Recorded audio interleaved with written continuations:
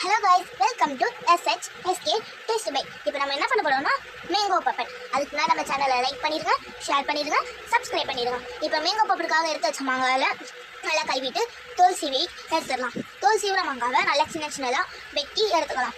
வெட்டின மாங்காவை குக்கரில் போட்டு அது முங்குற அளவுக்கு தண்ணி ஊற்றி எடுத்துக்கலாம். அது மூடி அடுப்பில் வச்சு 4 விசில் விட்டுடலாம். அந்த கேப்பில் நம்ம சில்லி ஃப்ளெக்ஸ் அடித்து எடுத்துக்கலாம். இப்போ வந்து மாங்காய் நல்லா வெந்திருக்கோம்ல, அது நல்லா மிக்ஸ் பண்ணி எடுத்துக்கலாம்.